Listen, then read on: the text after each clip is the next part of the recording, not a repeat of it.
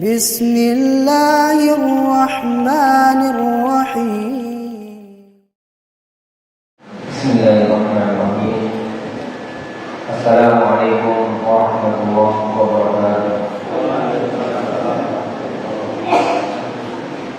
الحمد لله حمدا كثيرا طيبا مباركا فيه كما يحب ربنا ويرضى. والصلاة وسلامه على رسوله الكريم وآله وصحبه وسلم تسليما كثيرا. Segala puji hanya Allah Subhanahu wa taala yang telah menciptakan kita, memelihara kita, mengatur kita, memberikan rezeki kepada kita, yang tiada ilah yang hak disembah melainkan Dia semata, yang memiliki nama-nama yang husna dan sifat-sifat yang sempurna. Salawat dan salam semoga senantiasa tercurah limpahkan kepada Nabi kita, tauladan kita, Nabi Muhammad sallallahu alaihi wasallam, kepada keluarganya, para sahabatnya, tabi'in, tabi'in, kepada para ulama Ahlussunnah wal Jamaah, dan kepada kita semua yang berusaha mengikuti jejak beliau dengan baik. Mudah-mudahan kita bersama digolongkan oleh Allah Subhanahu wa taala termasuk golongan orang-orang yang mengikuti jejak beliau dengan baik. Amin ya rabbal alamin. Kita juga berdoa kepada Allah Subhanahu wa taala, mudah-mudahan Allah Subhanahu wa taala senantiasa memberikan keikhlasan, istiqomahan serta kesabaran di dalam segala aktivitas ibadah kita. Semoga Allah mudahkan segala urusan kita, Allah ampuni segala dosa-dosa kita, dosa kedua orang tua kita, dosa guru kita. Semoga Allah Subhanahu wa taala melindungi kita dari segala macam musibah, bala maupun wabah penyakit, dan mudah-mudahan Allah mewafatkan kita dalam keadaan husnul khotimah. Amin ya rabbal alamin. Ikhwatal iman rahimani wa rahmatullah, para jamaah, para bapak, ibu, ikhwan, akhwat rahimani wa rahmatullah. Alhamdulillah, pada kesempatan yang berbahagia ini kita masih diberikan kesempatan oleh Allah Subhanahu wa taala untuk bisa hadir di majelis ilmu di salah satu rumah Allah Subhanahu wa taala, Masjid Al-Jariyah Takala Surabaya, yang semoga senantiasa dijaga dan diberkahi oleh Allah Subhanahu wa taala. Mudah-mudahan majelis kita pada malam hari ini bisa menambah ilmu, iman, dan ketakwaan kita kepada Allah Subhanahu wa taala. Mudah-mudahan Allah Subhanahu wa taala memberikan kemudahan untuk kita mengamalkan ilmu yang telah kita dapatkan, dan lebih-lebih bisa kita dakwahkan, kita ajarkan kepada orang lain. Amin ya rabbal alamin. Ikhwatal iman rahimani wa rahmatullah, kita akan lanjutkan kajian kita dari kitab Taysirul Karimir Rahman fi Tafsir Kalamil Mannan, atau yang kita kenal dengan kitab Tafsir As-Sa'di, yang disusun oleh Syekh Abdul Rahman Ibnu Nasir As-Sa'di rahimahullah. Ikhwatal iman rahimani wa rahmatullah, pembahasan kita sampai pada surah yang baru, ya, Al-Balad. Barakallahu fikum. Silakan ditampilkan surah Al-Balad untuk ibu-ibu yang mungkin juga ingin melihat mushaf. Silakan dibuka surah Al-Balad agar kita mendapatkan banyak pahala. Salah satunya kita membaca ayat per ayat dari surah ini, sehingga diharapkan kita mendapatkan pahala qiraah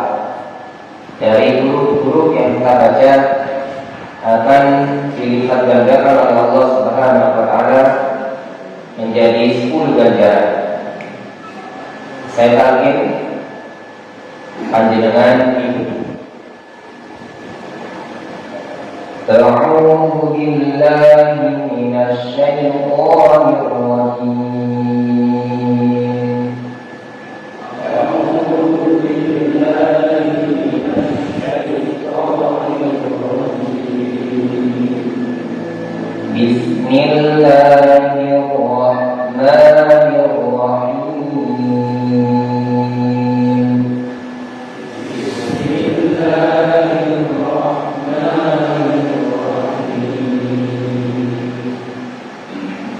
La uqsimu bihadzal balad.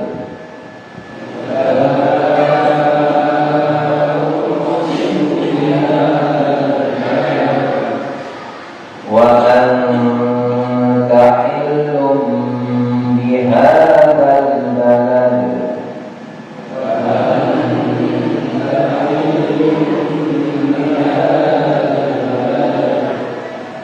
Wa walidin wa ma walad.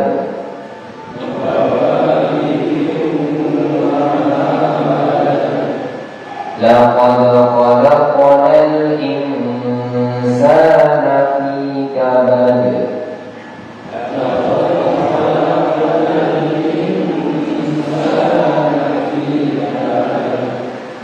Ayahsabu an lan yaqdir alayhi ahad. Ayahsabu an lan yaqdir alayhi ahad. Yaqulu ahlaktu malan lubada.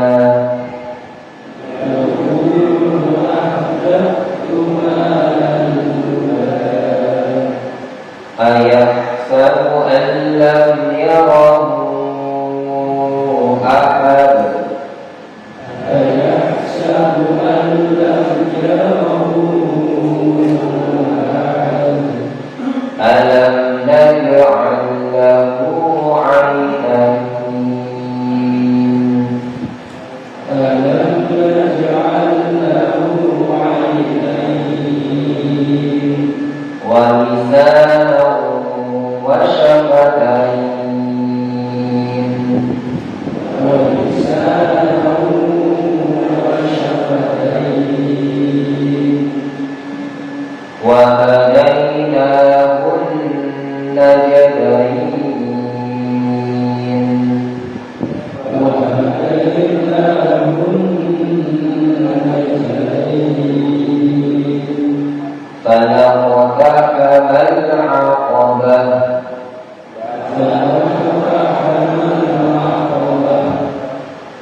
وما أدراك ما العقبة.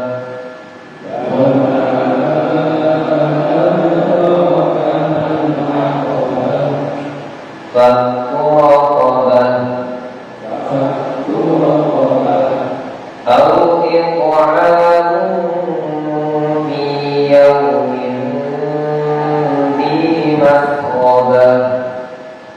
أو إطعام في يوم ذي مسغبة. يتيما ذا مقربة. يتيما ذا مقربة. أو مسكينا ذا مسربة. أو مسكينا ذا مسربة. ثم كان من الذين آمنوا وتواصوا بالصبر وتواصوا بالمرحمة.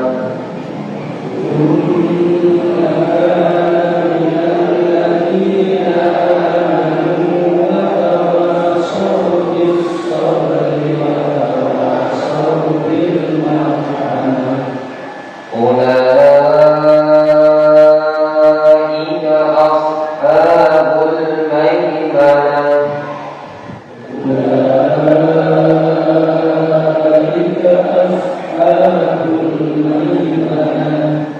والذين كفروا بآياتنا هم أصحاب المشأمة والذين كفروا بآياتنا هم أصحاب المشأمة عليهم نار مؤصدة عليهم نار مؤصدة. Barakallahu fikum. Mudah-mudahan Allah Subhanahu wa taala membalas bacaan qiraah Quran dengan mudah-mudahan Allah berkahi bacaan kita ini qiraah. Selanjutnya silakan dibantu dibaca terjemahannya. Barakallahu fikum.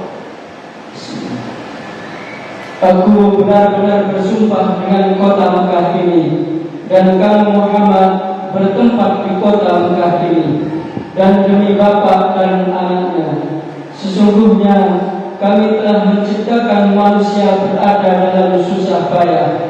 Apakah manusia itu menyangka bahwa sekali-kali tiada seorang pun yang berkuasa atasnya, dan mengatakan, aku telah menghabiskan harta yang banyak? Apakah dia menyangka bahwa tiada seorang pun yang melihatnya? Bukankah kami telah memberikan kepadanya 2 buah mata, lidah, dan 2 buah bibir, dan kami telah menunjukkan kepadanya 2 jalan, tetapi dia tiada menempuh jalan yang mendaki lagi sukar. Tahukah kamu apakah jalan yang mendaki lagi sukar itu? Yaitu melepaskan budak dari perbudakan, atau memberi makan pada hari yang kelaparan, kepada anak yatim yang ada hubungan kerabat, atau kepada orang miskin yang sangat fakir. Kemudian dia termasuk orang-orang yang beriman dan saling berpesan untuk bersabar dan saling berpesan untuk saling berkasih sayang. Mereka orang-orang yang beriman dan saling berpesan itu termasuk adalah golongan yang kanan. Dan orang-orang yang kafir kepada ayat-ayat kami, mereka itulah golongan yang kiri. Mereka berada dalam neraka yang ditutup rapat. Barakallahu fikum. Surah Al-Balad artinya negeri, diambil dari ayat yang pertama pada lafaz la uqsimu bihadzal balad. Al-balad artinya negeri. Surah ini adalah surah ke-90 dalam urutan surah-surah di dalam Al-Quran.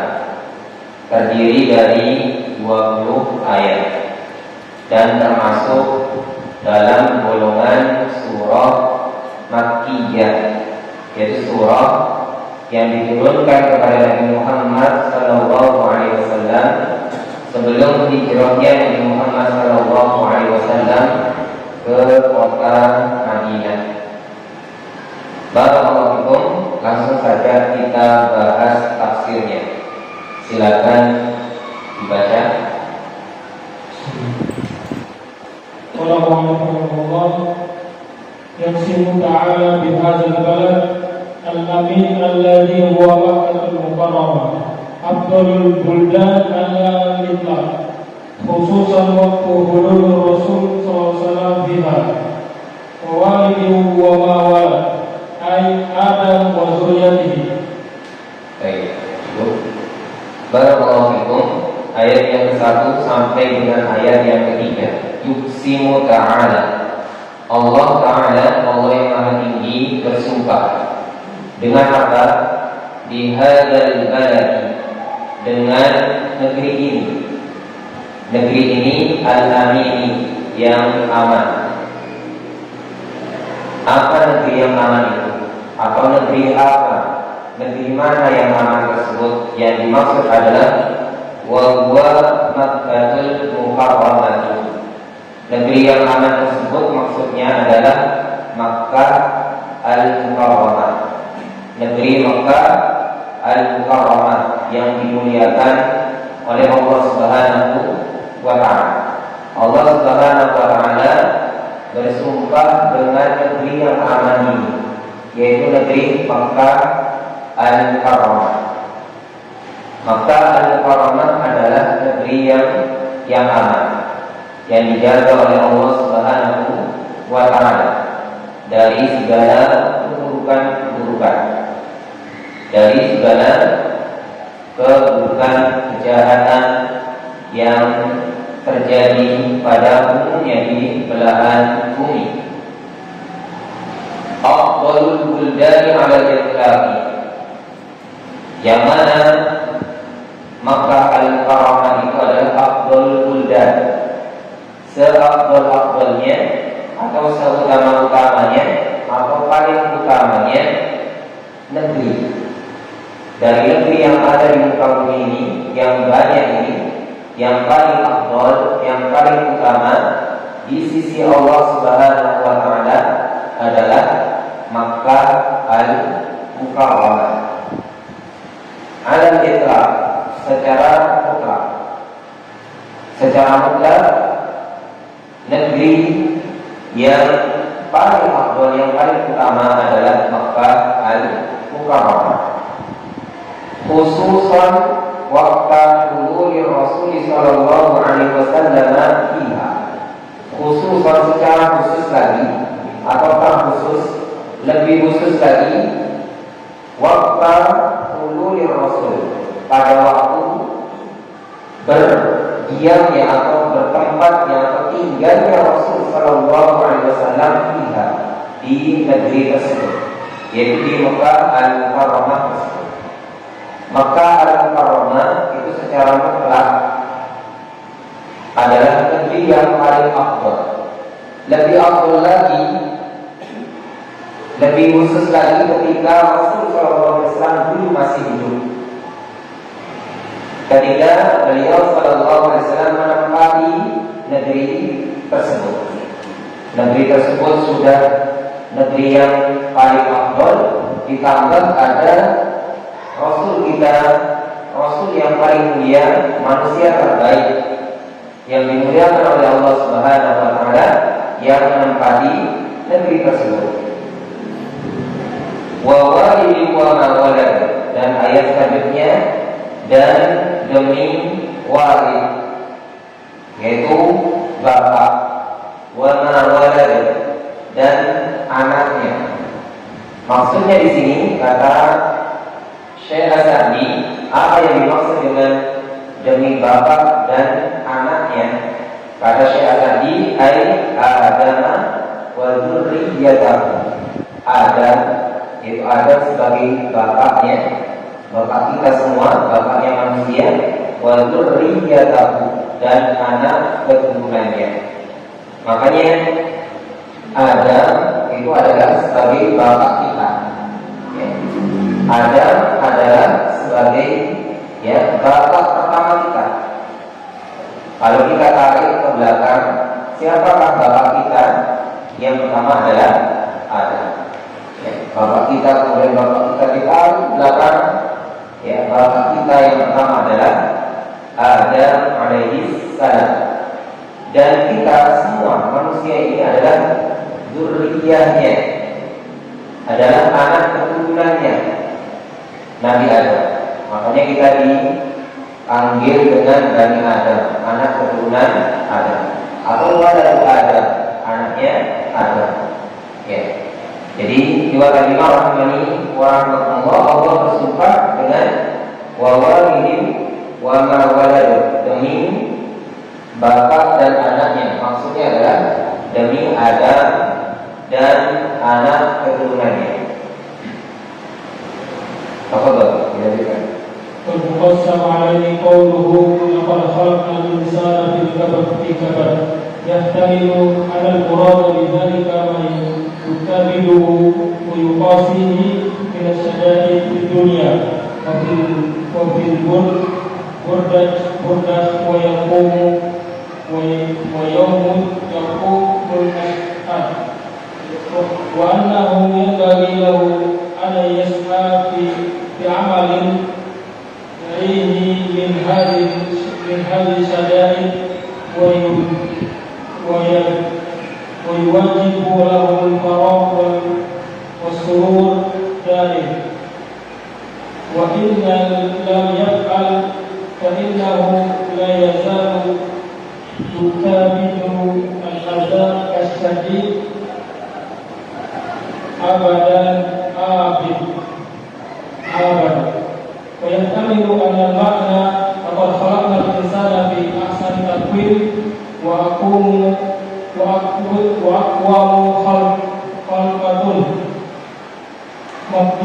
مقدر على التصرف والأعمال الشديدة ومع ذلك فإنه لم يشكر الله على هذه النعمة العظيمة بل بطر بالعافية وتجبر على خلقه فحسب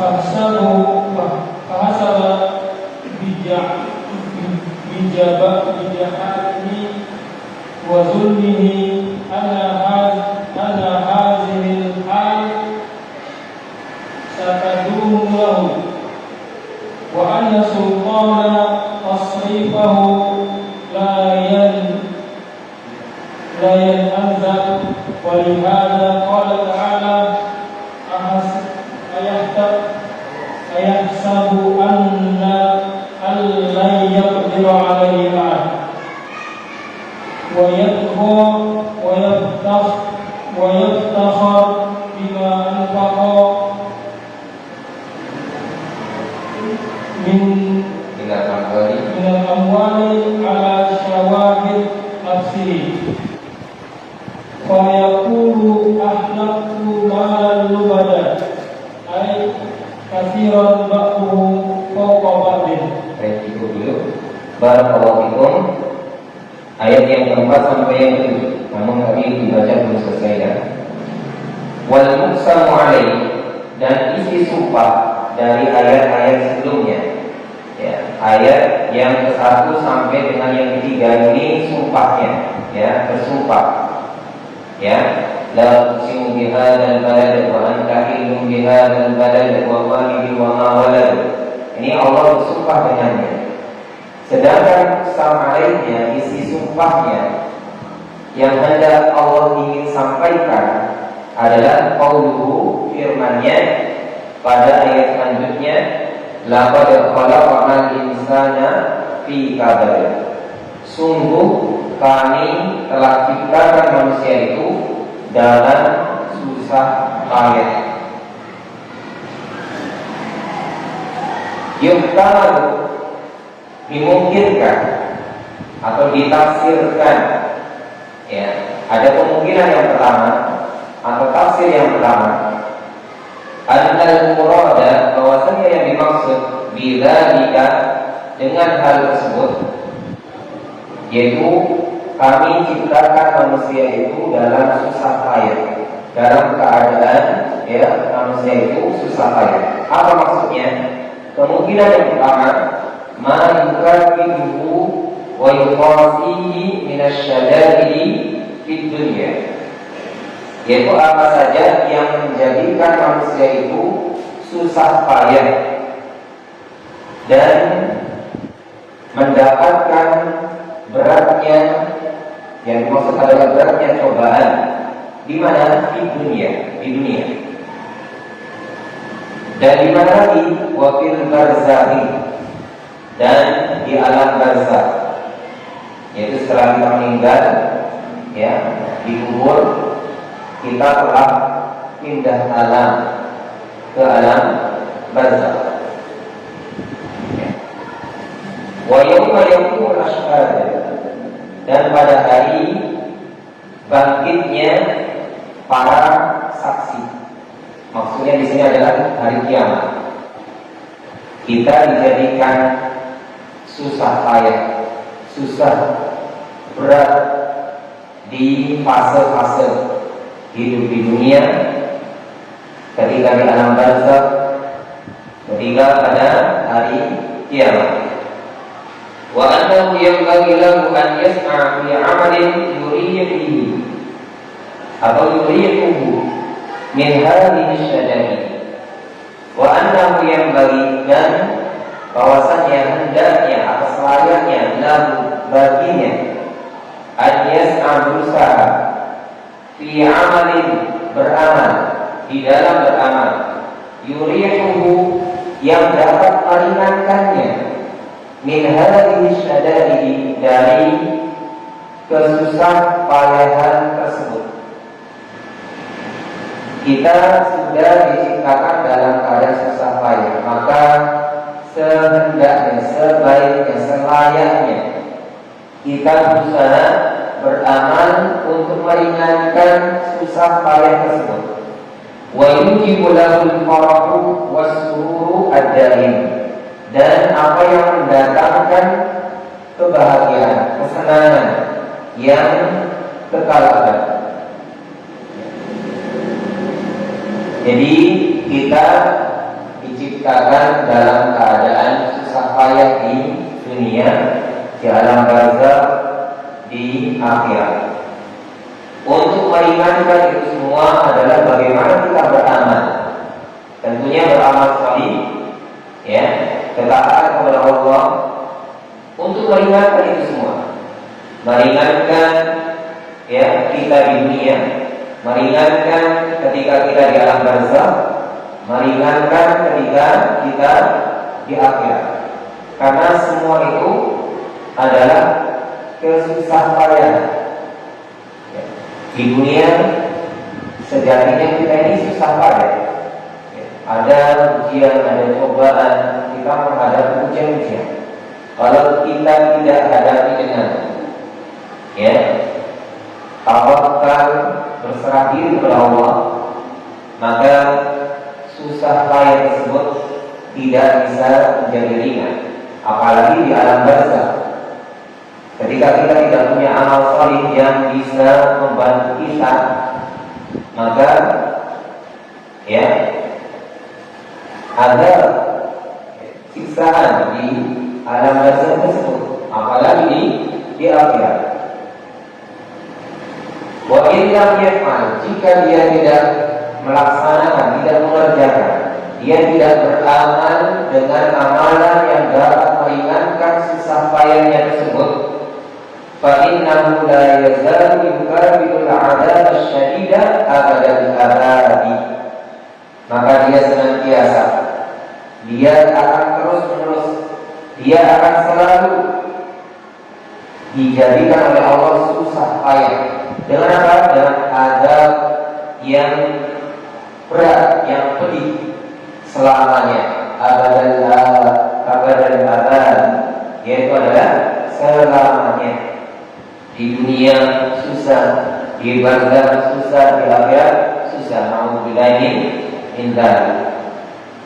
Wa yuqalu, dan dimungkinkan juga atau ditafsirkan, ada kemungkinan juga yang dimaksud dengan makna laqad khalaqal insana fi ahsani taqwim. Yang dimaksud dengan ayat yang kita bahas laqad khalaqal insana fi kabar adalah, maksudnya adalah laqad khalaqal insana fi ahsani taqwim.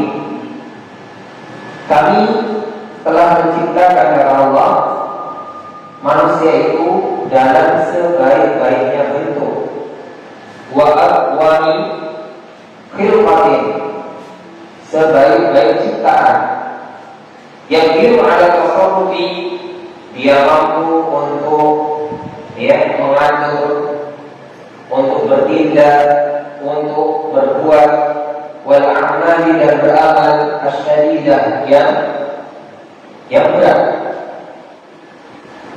Wa ma'ana dzalika, bersama dengan itu, fa innahu lam yashkur Allah, dia tidak mensyukuri, tidak mau bersyukur kepada Allah, ala hadhihi ni'matil 'azimah, atas nikmat-nikmat yang agung ini. Allah ciptakan dia dengan sebaik-baik bentuk. Ini nikmat. Allah ciptakan dia adalah sebaik-baik ciptaan. Ini nikmat. Allah jadikan dia bisa melakukan apa saja, berbuat apa saja, mengatur apa saja. Dia bisa melakukan perbuatan-perbuatan yang berat. Ini adalah nikmat. Namun dia tidak mensyukuri nikmat tersebut. dia tidak mau bersyukur kepada Allah Subhanahu wa taala.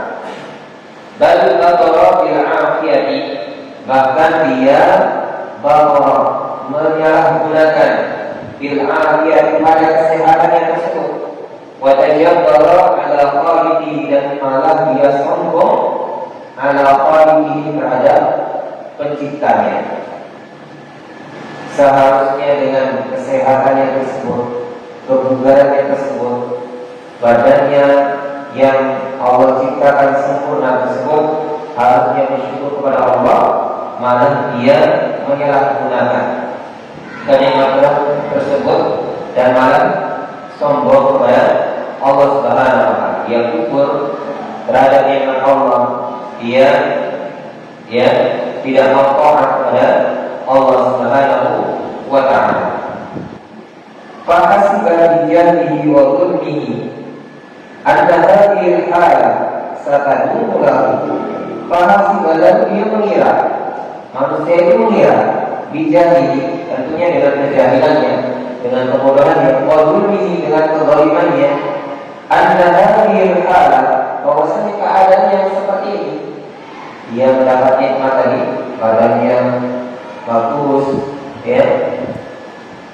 satadunu lahu, akan kekal baginya. Dia mengira, atau manusia mengira dirinya terus seperti itu, terus mendapatkan nikmat. Banyak manusia mengira dirinya tidak akan mati. Banyak manusia mengira dirinya akan terus bugar sehat, sebagaimana dalam keadaan masih muda. Ini perkiraan manusia. Kenapa? Karena kejahilannya dan kezalimannya. Wa anna sulqana tasarrufihi la yan'azil, dan manusia mengira sulqana tasarrufihi la yan'azil, kekuasaannya dalam dia berkuasa mengatur, la yan'azil, tidak akan berakhir. Mungkin pemimpin atau raja atau yang punya kekuasaan mengira bahwasanya dia akan terus berkuasa, terus menjadi raja, terus memimpin. Dia mengira tidak akan berakhir. Walihada qala ta'ala, oleh karenanya Allah Ta'ala berfirman, ayahsabu an la yaqdiru alaihi ahad, yaitu apakah dia menyangka atau mengira bahwasannya tidak ada seorang pun yang menguasai dirinya. Ayat sabu adalah yang berkira alaihi ahad. Apakah dia manusia itu menyangka atau mengira bahwasanya tidak ada seorang pun yang menguasai dirinya. Wa yaqullah, dia melampaui batas. Wa yaqfir, dan dia manusia itu bangga diri bima anfaqa minal amwali ala syahawati nafsihi, atas harta yang dikeluarkannya di atas syahwat-syahwat dirinya. Manusia banyak melampaui batas, banyak bangga diri atas harta-harta yang dikeluarkannya, terhadap apa? Terhadap memenuhi syahwatnya, hawa nafsunya. Fayaqulu ahlaktu malan lubada, lalu dia mengatakan ahlaktu malan lubada, aku telah menghancurkan diriku dengan menghabiskan harta yang banyak. Ayat kathira, banyak sekali. Buhu pokok, melimpah ruah. Buhu pokok, maksudnya apa? Sangat banyak sekali. Apa maksud dari ungkapan Allah atau firman Allah ahlaktu malan lubada? Dibahasakan dengan ahlaktu malan, aku telah menghancurkan diriku, dengan menghabiskan harta yang banyak. Kenapa Allah Subhanahu wa ta'ala menjelaskan di dalam ayat ini dengan ucapan seperti ini? Wasallallahu ta'ala al-infaqa fi syahawati wal ma'asi ihlakan li'annahu la yattabi'u al-munfiqu bima anfaqa. Allah Subhanahu wa ta'ala menamai al-infaq ya, fi syahawat, di dalam syahwat, di dalam perkara syahwat atau di dalam perkara ya hawa nafsu, wal ma'asi, dan kemaksiatan dengan kata ihlakan sebagai kehancuran. Kenapa Allah namai orang yang mengeluarkan hartanya di dalam syahwat dan di dalam perkara maksiat itu sebagai ihlak, kehancuran ya. Sebagaimana di dalam ayat ini, ahlaktu malak lubada, li'anna, karena bahwasanya la yantabi'u al-munfiq, seorang yang mengeluarkan hartanya tersebut ya, la yantabi'u al-munfiqu bima anfaqa, seorang yang mengeluarkan hartanya tersebut, seorang yang berinfak dengan infaknya tersebut, dalam artian infak dalam perkara maksiat atau syahwat, itulah yang tidak dapat mengambil manfaat dari infaknya tersebut. Orang yang mengeluarkan hartanya di dalam perkara maksiat, di dalam perkara syahwat hawa nafsunya, dia tidak dapat mengambil manfaat dari apa yang dikeluarkannya tersebut. Dia hanya bisa mengambil manfaat saat dunia. Mungkin dia merasa kenyang, dia merasa ya senang, dia berfoya-foya dengan harta yang dikeluarkannya tersebut. Dia bisa memenuhi syahwatnya di dunia, tapi dia tidak bisa mengambil manfaat dari apa yang dikeluarkannya tersebut saat di akhirat. Dan ini adalah kehancuran ya, ini adalah kehancuran, kesia-siaan, hartanya tersebut sia-sia. Wala ya'udu alaihi min infaqihi illa an-nadam wal khasar wat ta'ab wal illah. Wala ya'udu, dan tidak kembali ya, alaihi, atasnya atau terhadap dirinya, min infaqihi, dari infaknya tersebut, dari harta yang dikeluarkan untuk maksiat tersebut, illa an-nadam, kecuali yang kembali adalah an-nadam, penyesalan, wal khasar, kerugian, wal ta'ab, lelah, letih, wal illah, dan kekurangan atau kefakiran ya. Ini perlu kita pahami, perlu kita sadari ya, bahwasanya harta kita ini harus ya dimanfaatkan sebaik-baiknya, harus dipergunakan pada tempat yang baik. Kalau tidak, maka penyesalan yang kita dapatkan hanya letih, lelah, kita mengumpulkan harta, bekerja siang dan malam, capek, harta kita tidak dikeluarkan dalam perkara yang baik. Bahkan sebaliknya, kita nanti tinggal mendapat lelah, letih ya, tidak dapat balasan, wal khasar, kebalikannya kerugian, malah dibalas dengan ya siksa oleh Allah Subhanahu wa taala di akhirat, wal illah ya, dan kekurangan, kefakiran. Nah, ini akhir dari orang yang mengeluarkan hartanya dalam ya perkara syahwat dan maksiat.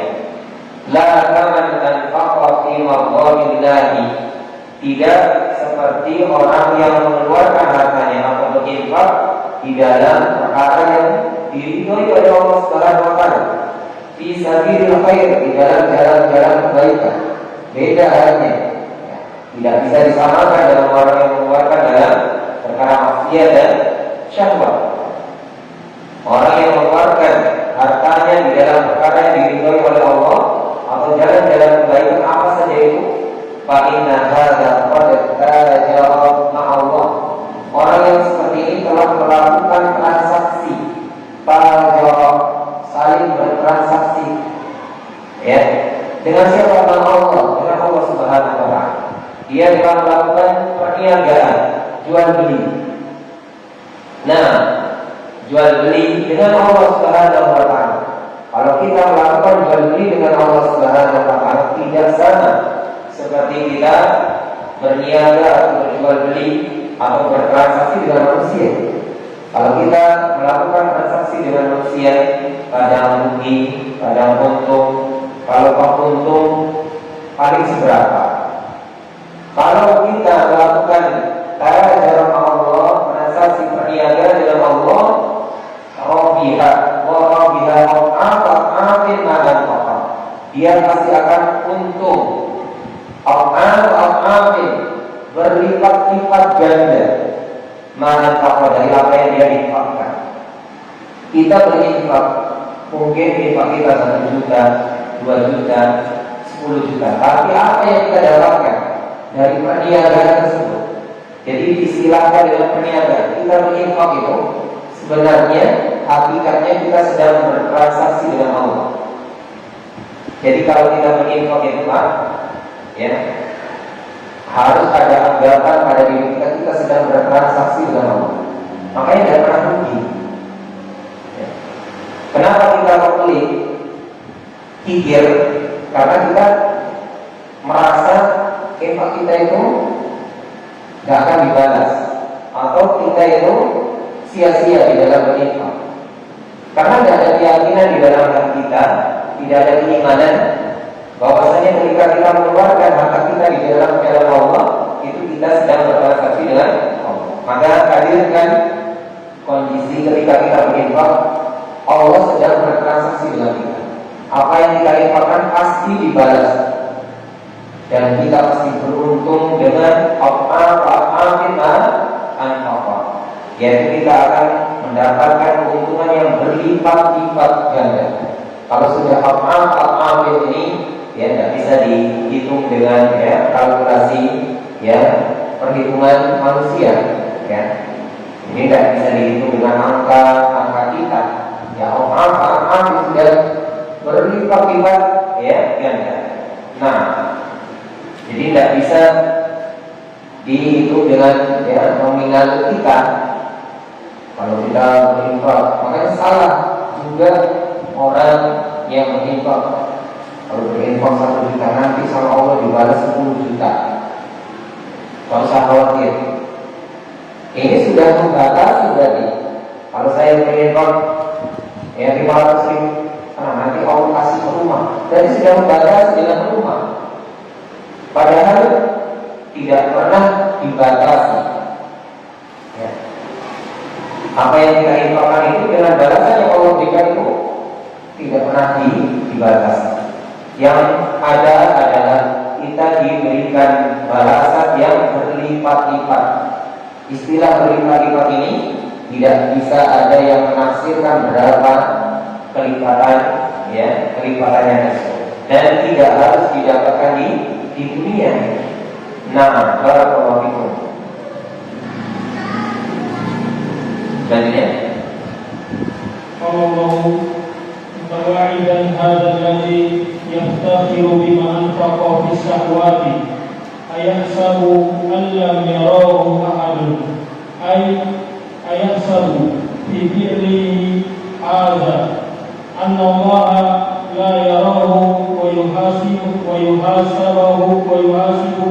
ala saghir wal kabir bal qad ra'ahu Allah wa hafadha 'alaihi a'malahu wa wakala bihi al-kiram al-katibin li kulli ma 'amalihi min khairin wa syarrin.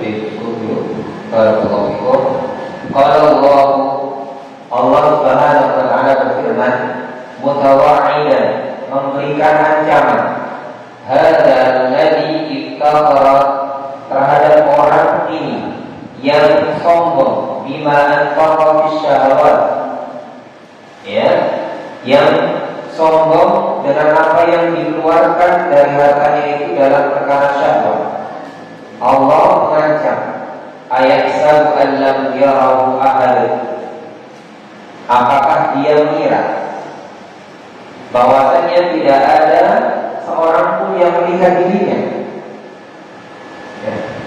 Ini pertanyaan ya litawa'id, untuk memberikan ancaman.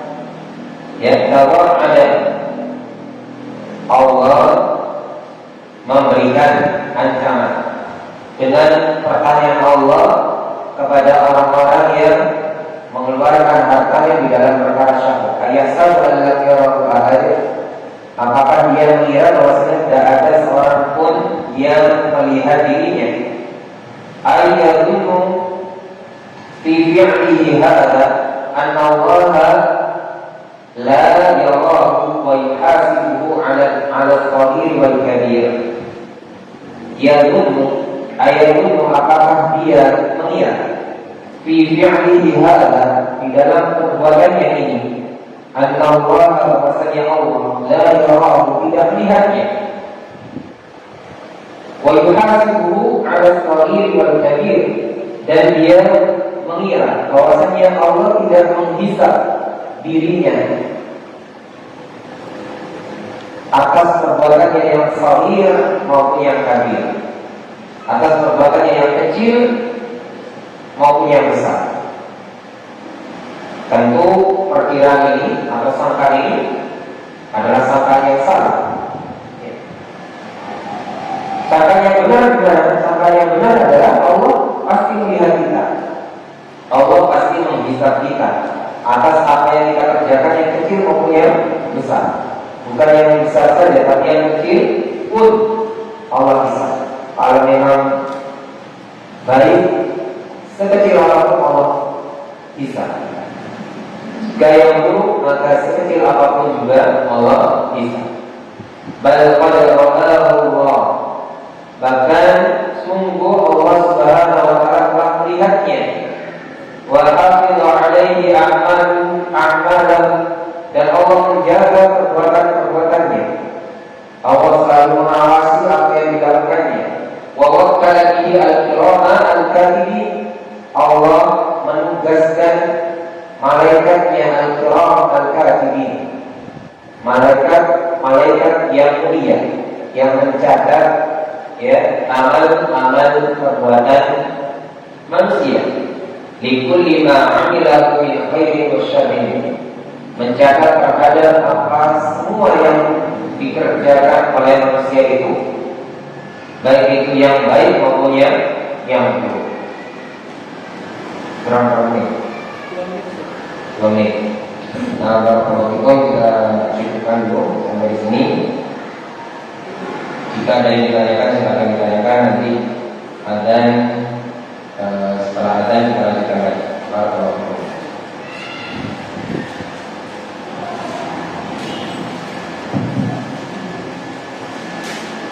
Assalamualaikum Ustaz. Kami mau menanyakan tentang keutamaan kota Mekah Al-Mukarramah. Pertanyaannya, apakah keutamaan kota Mekah ini berlaku semenjak Rasulullah SAW dilahirkan di sana, atau juga keutamaan ini berlaku sebelumnya? Mengingat sebelum Nabi diutus itu kan di Ka'bah ada 360 berhala yang disembah oleh orang-orang Quraisy. Tidak ada jazakallah.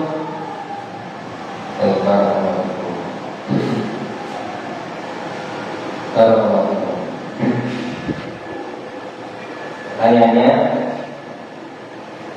apakah disebutkan di dalam ayat ini tentang dihadzal baladi, ya, yaitu Allah bersumpah dengan negeri ini, yaitu Makkah Al-Mukarramah, yang aman di situ, yang afdal di situ, yang mulia di situ, apakah berlaku hanya pada waktu Rasulullah SAW dilahirkan sampai saat ini, ataukah juga sebelum Rasulullah SAW dilahirkan?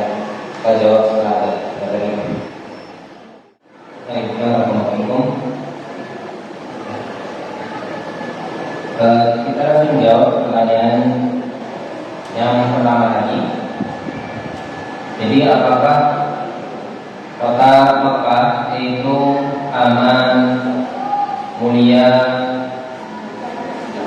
ketika Rasulullah SAW dilahirkan sampai saat ini saja, ataukah sebelum itu sudah aman dan mulia?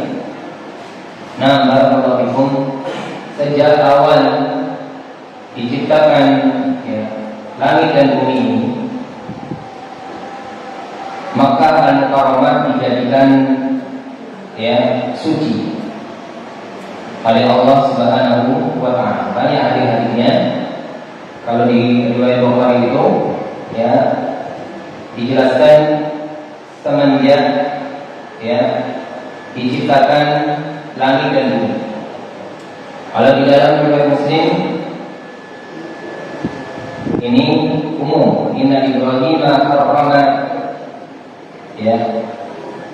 mukillatan wa inni haramtu inna Ibrahim harrama Makkah wa inni haramtu al-Madinah. Ini di dalam riwayat Muslim.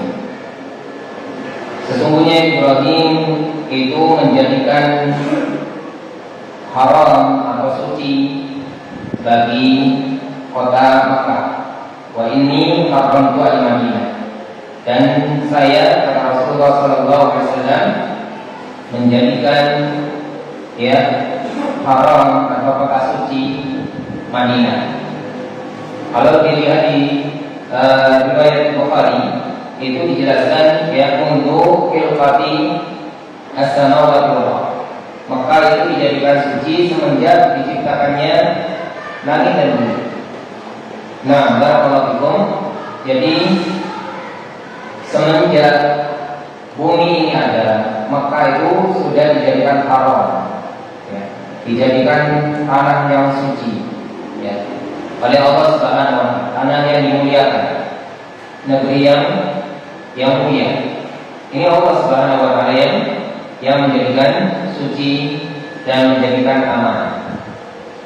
Diistilahkan dengan aman, diistilahkan dengan aman karena orang-orang yang ada di negeri tersebut itu merasa tentram dan nyaman, tidak diganggu.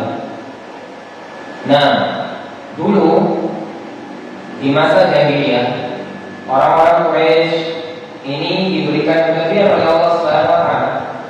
Mereka safar kemana-mana itu aman. Kenapa Quraisy ini sebagai khadimnya, sebagai yang menjaga, yang mengurusi Ka'bah? Karena ada Ka'bah di kota Mekah. Dia sebagaimana dijelaskan di dalam surah Quraisy, perjalanan bisyita wasai qiyamah asyar itu aman. Maka nikmat aman tersebut harus disyukuri oleh orang Quraisy. Yang jelas aman itu adalah sifat bagi negeri Mekah tersebut. Di surah At-Tin, wat-tini waz-zaitun wa turi sinin wa hadzal baladil amin.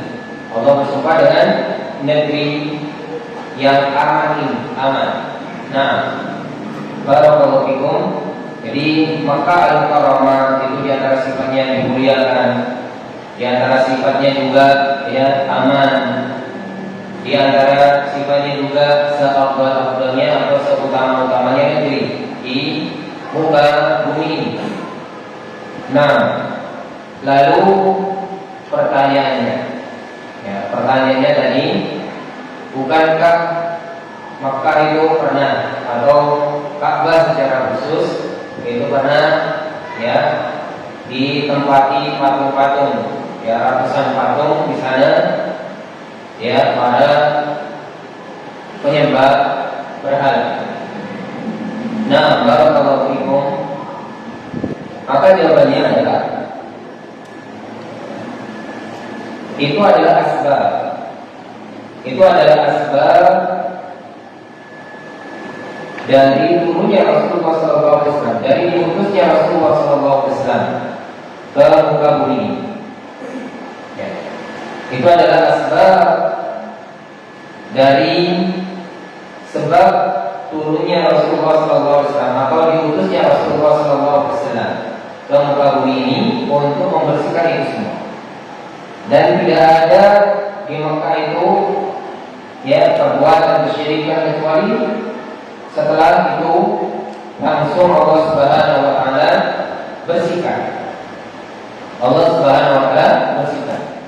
Seandainya Makkah Al-Mukarramah atau Ka'bah secara khusus ini tidak dilindungi oleh Allah, tidak dijaga oleh Allah, maka dibiarkan oleh Allah Subhanahu wa taala. Tapi Allah Subhanahu wa taala tidak menghendaki. Dari dahulu Makkah Al-Mukarramah ini senantiasa dijaga oleh Allah Subhanahu wa taala.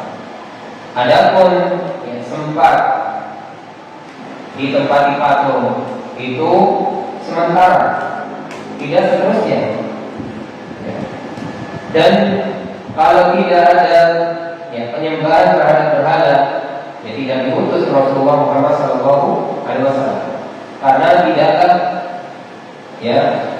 tidaklah satu tempat itu diutus orang Rasul kecuali tempat tersebut sudah besar kemaksiatannya, kesyirikannya sudah merajalela, kemaksiatannya, ribanya, dan seterusnya.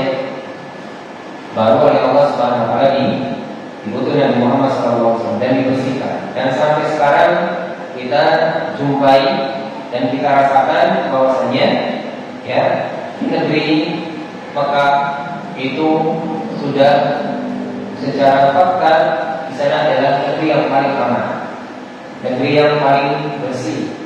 Ditetapkan Mekah Al-Mukarramah itu negeri yang paling bersih, negeri yang paling aman, negeri yang dijaga oleh Allah Subhanahu wa taala, zahir maupun batinnya.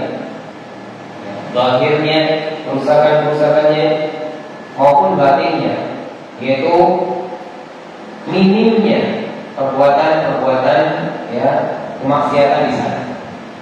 Nah, meskipun kalau dikatakan apa di sana tidak ada pencuri, ada, tapi jangan bandingkan dengan di negeri lain.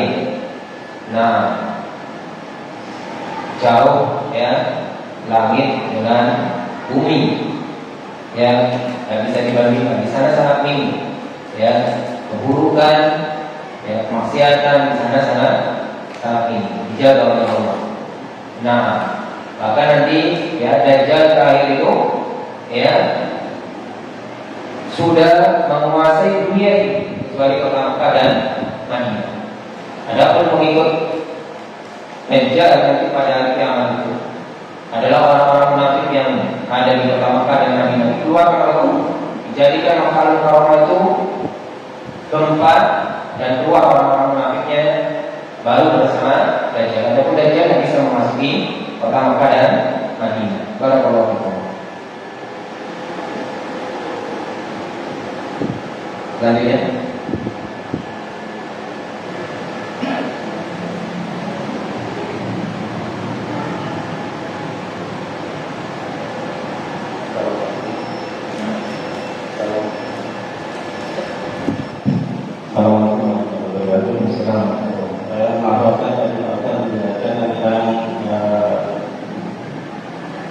diciptakan manusia dengan susah payah.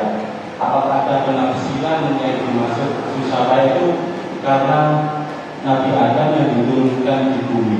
Pada zaman dulu kan Nabi Adam ada di surga, yang semua tersedia dan tidak harus susah payah. Apakah ada penafsiran semacam itu, Pak Ustaz? Akhirnya Nabi Adam diturunkan ke bumi, akhirnya manusia diciptakan dengan susah payah. Assalamualaikum warahmatullahi wabarakatuh.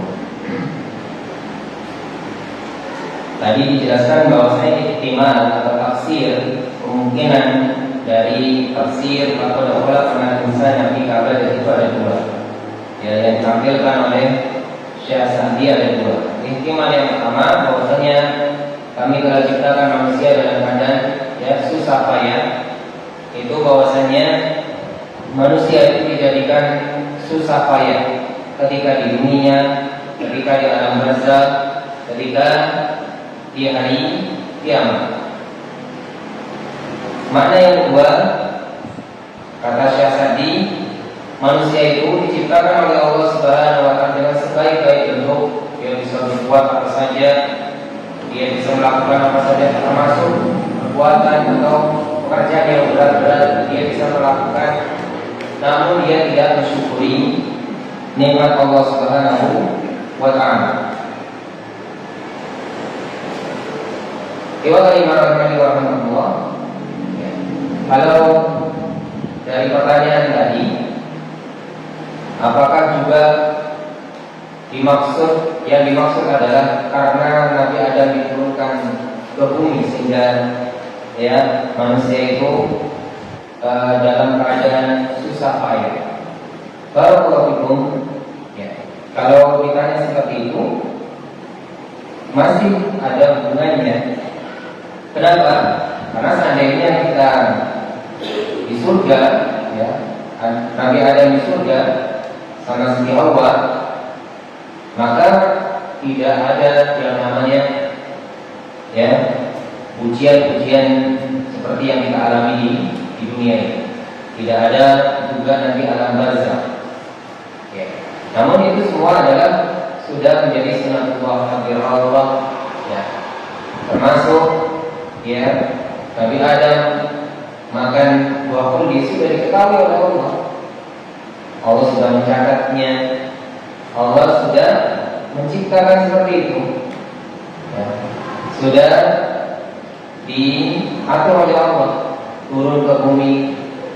Lalu Allah maafkan Nabi Adam dan akhirnya punya anak keturunan yang banyak sampai jadilah manusia menempati bumi ini dan manusia dihadapi dengan ujian-ujian. Dia akan mendapatkan ujian-ujian yang banyak di dunia. Nah, barakallahu fikum, jika pertanyaannya apakah dengan sebab turunnya Nabi Adam ke muka bumi ini manusia menjadi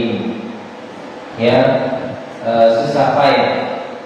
Tentunya jawabannya iya. Namun kita tidak bisa menyalahkan bapak kita Nabi Adam sepenuhnya, karena itu semua juga sudah menjadi takdir Allah Subhanahu wa taala. Nah, sudah diatur oleh Allah Subhanahu wa taala. Dengan mau masuk atau maksa masuk surga, tetap di surga juga tidak akan bisa. Kita sekarang tugasnya tidak usah menyalahkan siapa-siapa, tidak usah menyalahkan iblis. Ini yang salah ini siapa? Adam atau iblis? Yang menyebabkan iblis menggoda Adam memenuhi godaan iblis. Siapa yang disalahkan? Maka tidak perlu kita mencari siapa yang salah. Yang penting kita di dunia ini sekarang, karena untuk berpikir seperti itu kita juga tidak ada manfaatnya. Apakah nanti ketika di akhirat kita salah satu pertanyaan terhadap kita, apakah kamu bisa menjawab pertanyaan siapakah yang salah, iblis atau Adam? Kalau seperti itu, kalau nanti salah satu pertanyaannya seperti itu, kita cari jawabannya. Namun tidak ada pertanyaan itu di alam kubur. Pertanyaan kita man rabbuka, man nabiyuka, ma dinuka. Itu saja sudah kita persiapkan itu. Nah, barakallahu fikum, jika yang dimaksud dengan pertanyaan tadi adalah apakah turunnya Nabi Adam atau diturunkannya Nabi Adam dari surga ke muka bumi ini adalah juga menjadi sebab manusia itu dijadikan susah payah di dunianya, di barzakhnya, di akhiratnya, itu juga salah satu Allah Subhanahu wa Ta'ala. Makanya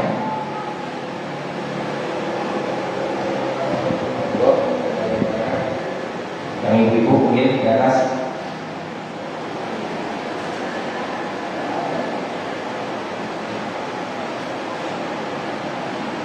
Enggak ada?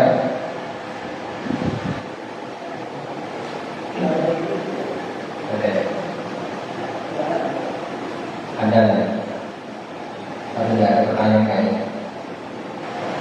Ya. Baik, kita lanjutkan sampai di sini. Mudah-mudahan bermanfaat untuk kita semua.